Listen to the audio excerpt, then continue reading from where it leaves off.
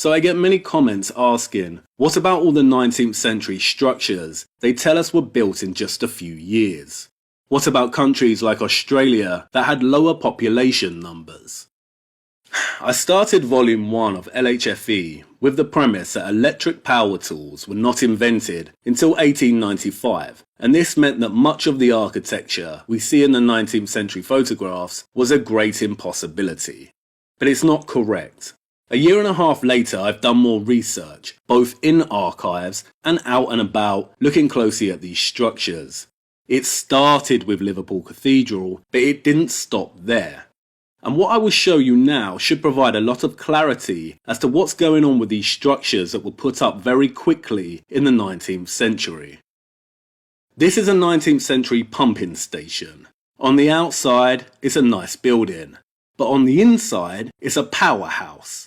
And now and then they open to the public so you can look at how it was all done back then. They don't use anything but the technology of the time. It's all run off coal, water and steam. Steam technology is very powerful. For the last year I've been going around looking at as many structures as possible, including the 19th century ones, and I realised something. We've spoken about how, with stone work the traditional way, you can see traces of the chisel marks on the stone. The inconsistent strokes show that it was carved and finished by hand. Most of these 19th century structures, however, do not have these traces of the chisel used by hand. This is St Margaret's Church in Wales. It was constructed in 1860 and took 4 years from start to finish. Look closer at the masonry. Can you see it? Consistent, uniform markings. These are not the same markings we see on hand-carved stonemasonry. These are the markings of machine cut and finished stone. So I needed to know what machines. And this took me a while to find. Wikipedia was useless, but once I started looking in archives, I realised that there are so many old catalogues, journals, and accounts of the machinery they used. There are hundreds of pages detailing these machines. You can find old advertisements, patent details, and even photographs of abandoned machines.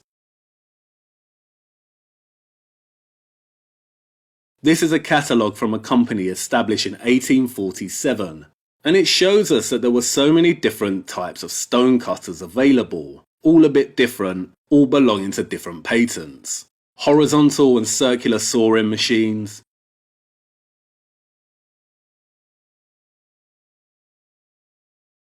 marble and stone sawing frames,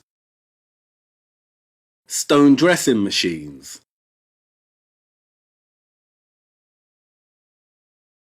stone surfacing and rubbing machines, planing machines, rotary quarriers,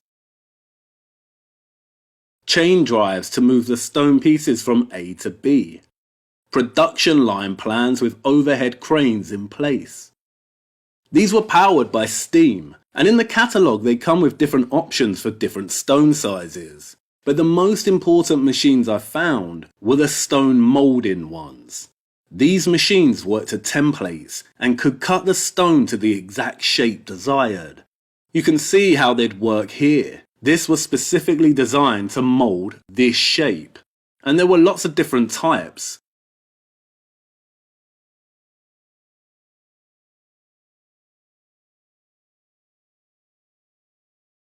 This is why there are no inconsistencies and little mistakes in the 19th century structures that were built in just a couple of years.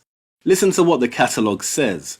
The work is done not only a great deal faster, but much better than by hand. The lines are perfectly straight, the edges beautifully sharp, and if there are 100 pieces of one moulding to be worked, they will all be absolutely alike in section. A piece of stone, 5 feet long, can be cut from the rough and finished in an hour.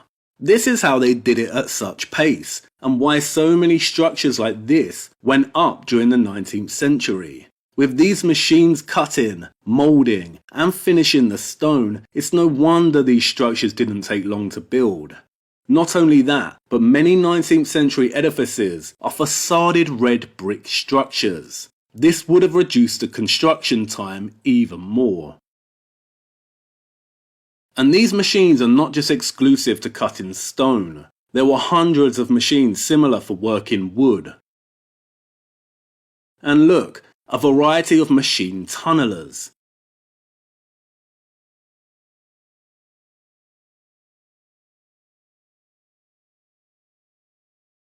This is what these tunnelers were able to achieve. The Industrial Revolution went worldwide, so they also had machines in Australia. They used them when constructing the General Post Office in Sydney. Look, rotating machines for polishing granite. The construction of this building, as I have learned, is not an impossibility. It's a machine-cut facade over metal framing.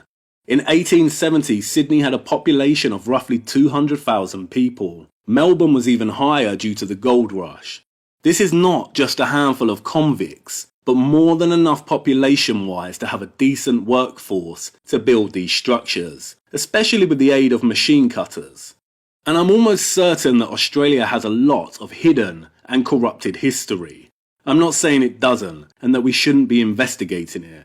My point is that I was naive to think that just because the Victorians rode around in horse and cart and did not have electric power tools, that they didn't build these structures. There is a lot more to the story, such as water and steam-powered Industrial Revolution machines. And also, when I really think about it, it makes no sense. The Tartarean hypothesis states that the narrative is a lie because there is no way the Victorians built some of these structures as fast as they tell us. Structures such as this one, and this one, and this one. But if they went to such an effort to stage and fake so many old photographs, like the hypothesis also claims, would it not just be easier to tell us that these buildings took longer to construct? Why would they lie about the photographs, but then give us the real construction time frame for these buildings? Looking at black and white photographs, while droning, softly spoken soliloquies, and asking a question here or there, in my opinion, is not research. It's speculation. And formulating a hypothesis from speculation without proper research means there is a risk of arguing from incredulity. And I know, because I've done it. I don't think these structures were impossible for the Victorians anymore. It's all in the archives, and the stone itself is not lying. And it took me a long time to find these documents. It's not like the details about stone cutting machines are shoved down our throats. They've fallen into obscurity. But this information does exist, and these documents corroborate with what I'm seeing with the stone itself.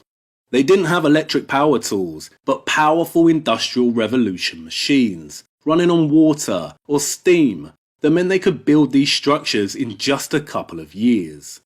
And that's good, because for me it's another mystery solved, and I can focus on looking into other areas of hidden history and stop wasting my time.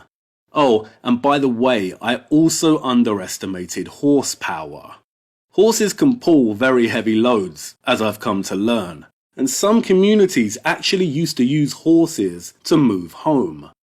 And funnily enough, they still do it today.